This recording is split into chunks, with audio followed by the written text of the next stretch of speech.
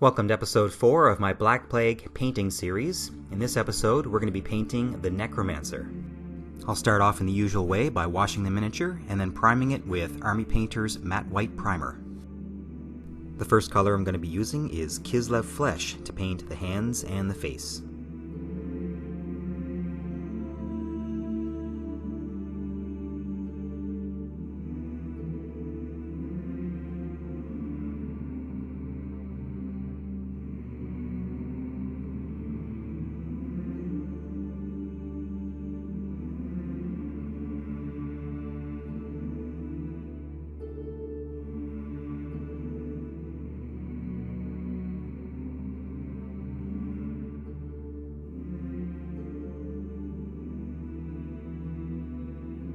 For the Necromancer's robes, I think any dark shade would work, but for myself, I decided to go with a dark purple, in this case, Citadel's Naggaroth Knight. Now, since we're painting such a dark color over white, it's going to take several coats before the white is no longer showing through.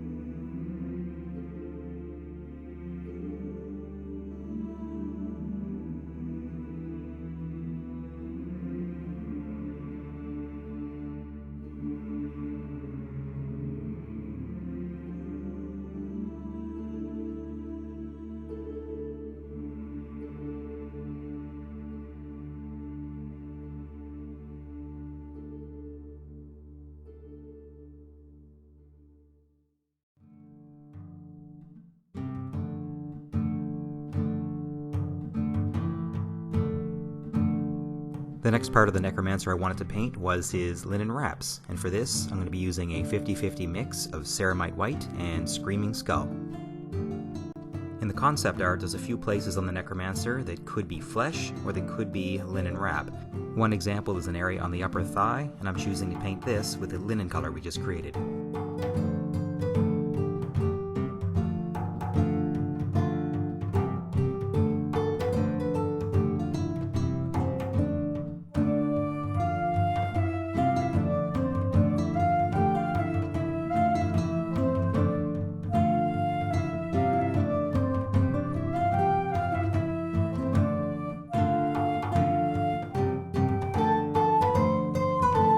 Now I'm going to use Army Painter's Shining Silver to paint the chains and the armor on the Necromancer.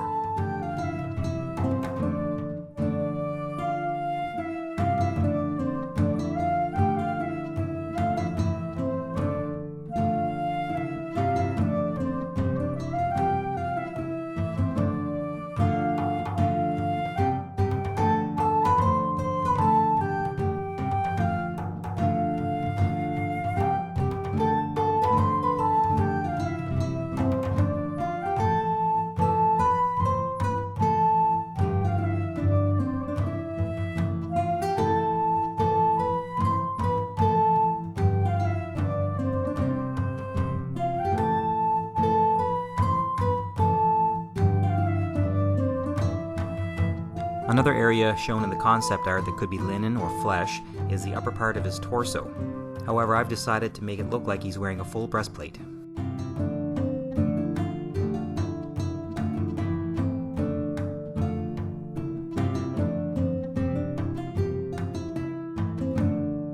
Next, I'm going to paint the Necromancer's staff using Army Painter's Leather Brown.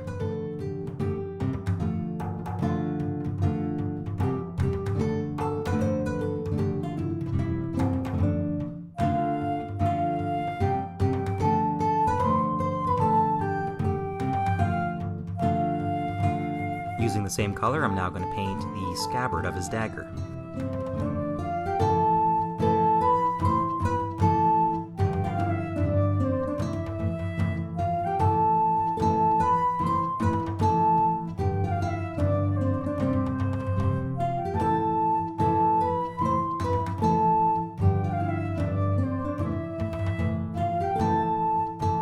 potions hanging from his waist, any bright color will do.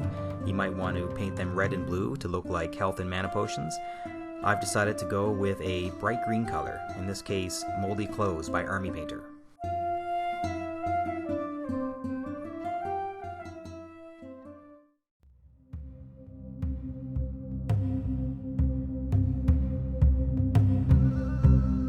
Next, I'm going to paint the Necromancer's beard and eyebrows a dark brown using Citadel's Dryad Bark.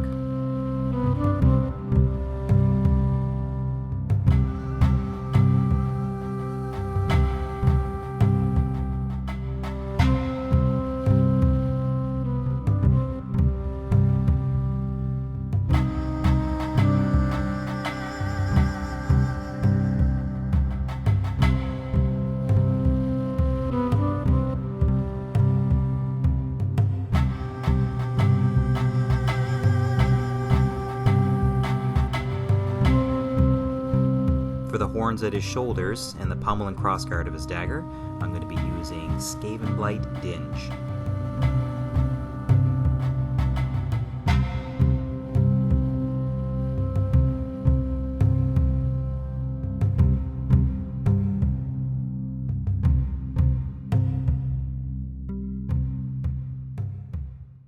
I'm also going to use the Skavenblight to paint the tops of the potion bottles.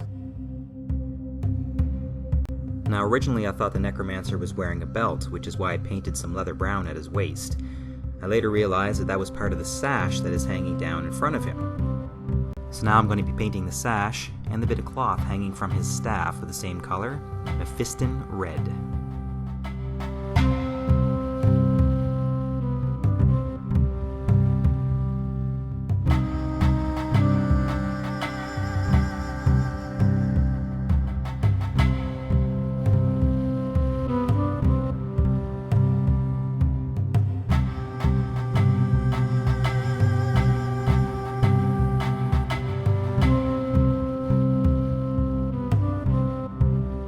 For the ram horns on top of his staff, I'll be using Screaming Skull.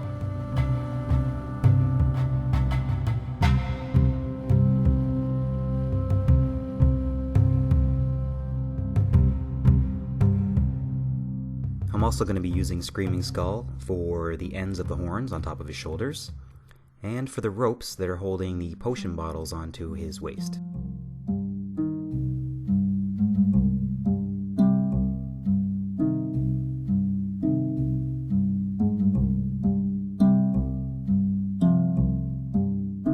I want to use a darker color for the ropes on the ram skull, so I'm going to be using Army Painter's Leather Brown.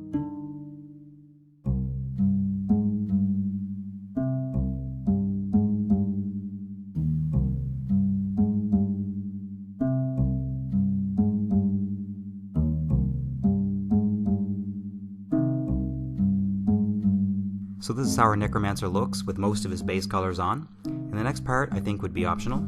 The concept art has what looks like blood forming a pattern on the Necromancer's face, and I'm going to show you how I painted that onto mine. I started off by first drawing a red oval on his forehead, and right now I'm using Army Painter's Glistening Blood.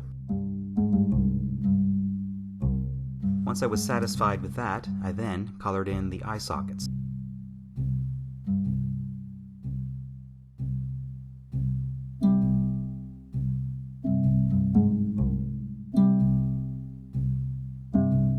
Next, I drew an arcing line from the oval down across the eyebrow into the eye socket of each eye.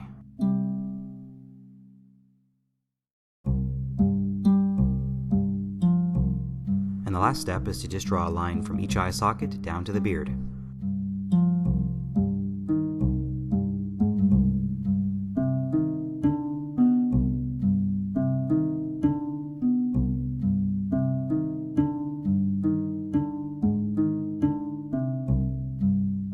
Concept art also shows a red dot in the center of the ram skull, so we can use the Glistening Blood and paint a red circle there as well.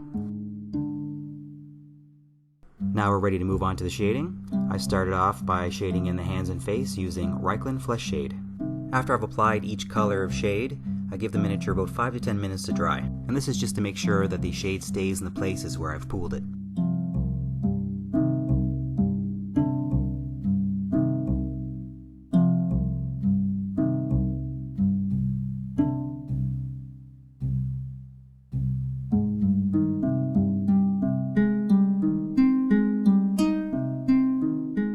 Next, I'm going to shade in the sash and the standard hanging from the Necromancer's staff using Carrosburg Crimson.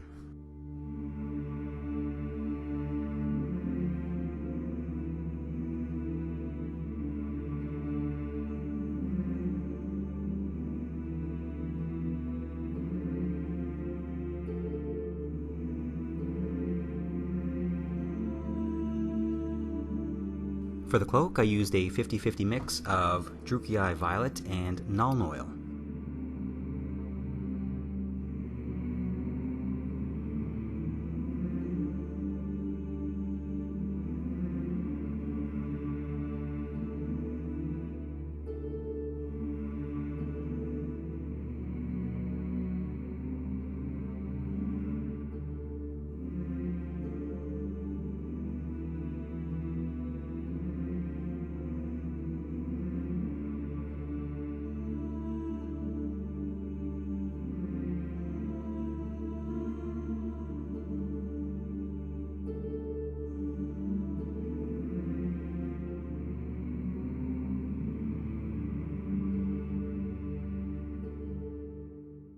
The next shade I'm using is Agrax Earthshade, and I'm going to be using this for his beard, for the linen portions of the miniature, and for the ropes, the staff, and the ram skull.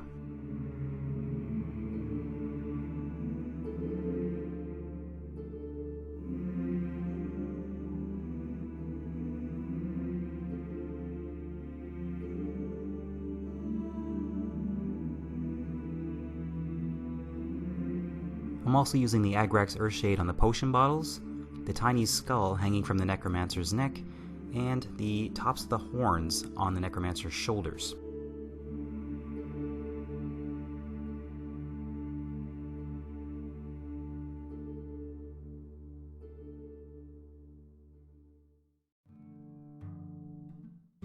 The final shade I'm going to be using is Nuln Oil, and I'm going to be using this on all of the armor, the chains, and the skull in the Necromancer's hand.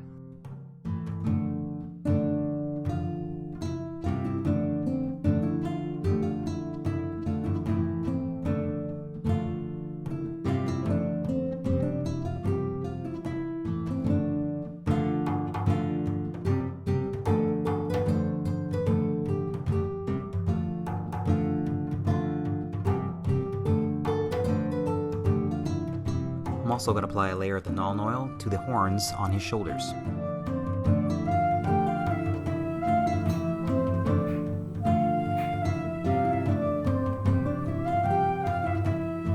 So here's our miniature with all of the shading complete, and now it's time to move on to the highlights. I've decided to start with the cloak, and I'm just going to retouch our original color using Naggaroth Night.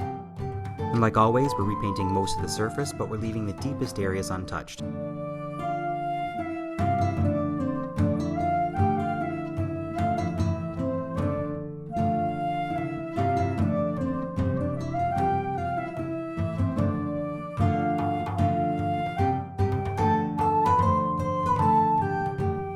For the next step, I'm going to mix in an equal amount of Army Painter's Alien Purple. If you don't have Alien Purple, you can also use Citadel's Genestealer Purple. I'm going to use this paint in the same areas as before, but I'm going to focus mainly on the raised surfaces of the cloak. During this stage, you want to make sure that your paints are really watered down, probably 50-50 with water. This way we can create gradual changes in the color as we get closer to the top of the raised surfaces.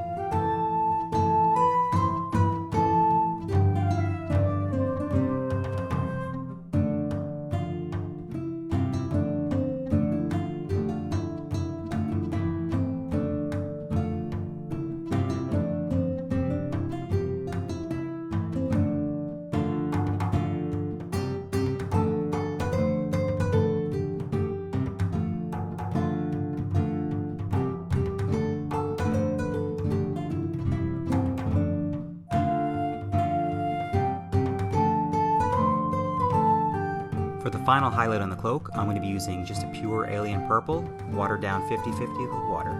And for this layer, I'm only touching the most raised surfaces on the cloak. And this does not have to be your final highlight. If you wanted to mix in an even lighter shade of purple and keep going, you could.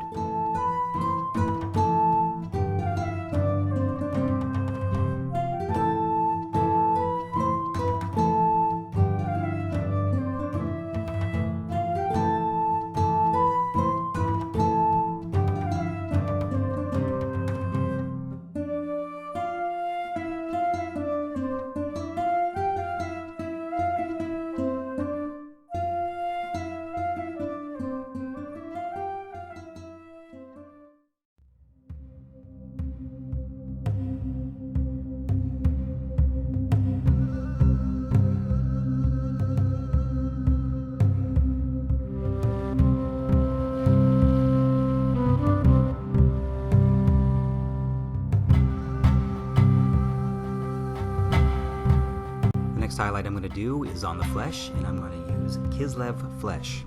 For this highlight, I'm just going to focus on the top of the head and the bridge of the nose, and I'm also going to highlight the tops of the hands and the tops of the fingers.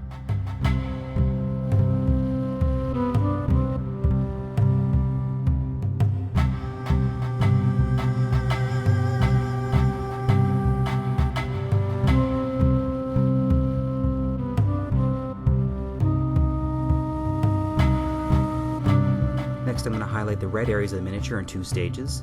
I'm going to start off with Mephiston Red. So once again, I'm going to cover the majority of the red areas with the Mephiston Red, but I'm going to leave the creases and the undersides dark.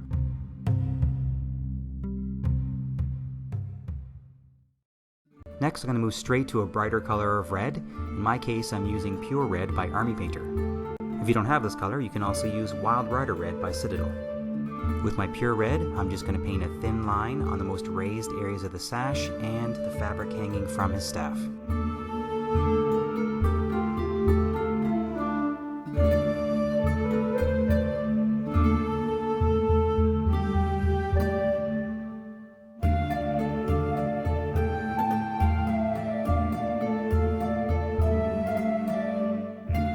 For our metal highlights, we're going to go back to Army Painter's Shining Silver. For the armor, we're just going to paint all the curved surfaces that are pointed upward and all the little ridges.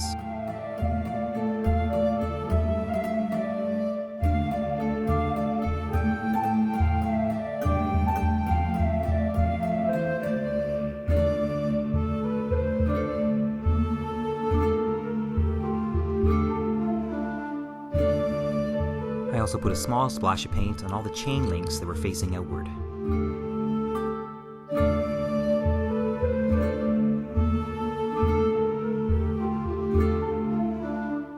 For the horns at his shoulders, I repainted the top half with Skavenblight Dinge. I'm also just retouching the raised surfaces of the dagger and the tops of the potion bottles.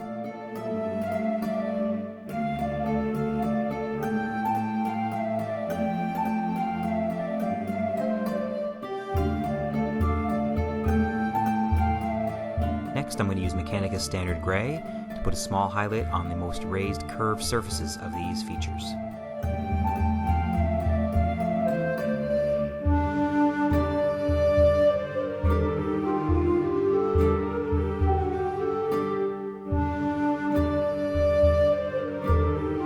For all the linen areas of the Necromancer, I'm going to be using just a pure Screaming Skull.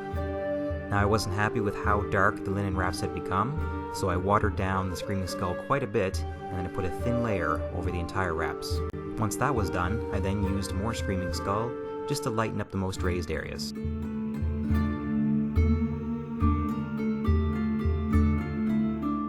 I'm using the Screaming Skull once again just to highlight the very tops of the shoulders where the horns connect, and the top of the ram horns.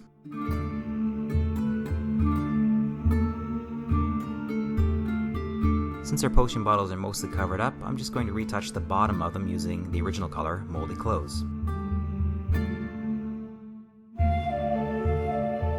For my final highlights, I'm just going to use Ceremite White to retouch the top of the skull. I'm also going to paint around the eye sockets. Now, I found that the skull just blended into the Necromancer's hand, so in order to make it stand out more, I used the highlighting color just to paint a lower jawbone on the skull.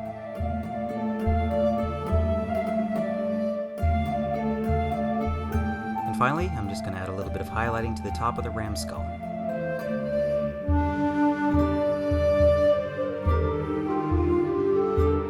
One final touch I'm going to add to the Necromancer is his eyes. Now, the Necromancer's eyes are all white, they don't have any pupils, so they're going to be fairly easy to paint. And if I make any mistakes, I'm going to touch them up with Mephiston Red. Next, we're going to move on to the base. I'd like to use 3 different colors mixed together in equal proportions: Leather Brown, Brainmatter Beige, and Filthy Soot. However, if you have Citadel's Karak Stone, it is a very close match in color to these 3 paints mixed together.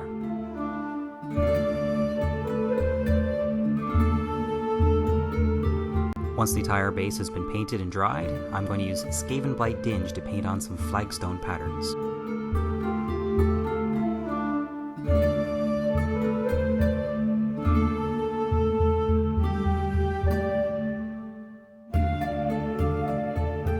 Next, I'm just going to use some off-white colors to paint in some of the stones, such as Zombie Skin and Brainmatter Beige.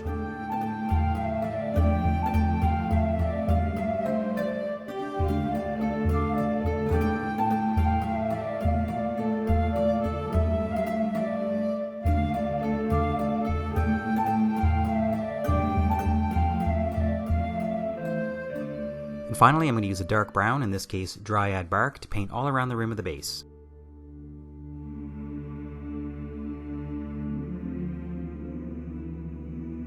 Now all of my zombies have been painted with Army Painter Quickshade, and just so I can have the base colors match, I'm also going to paint the Necromancer's base with the Army Painter Quickshade.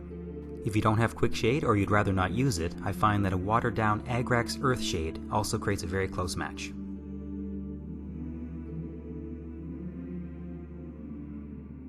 After giving the Quickshade 24 hours to dry, we can now give our miniature a protective coat of matte varnish. And here you can see our finished product. I hope some of this tutorial was useful to you, and thank you very much for watching.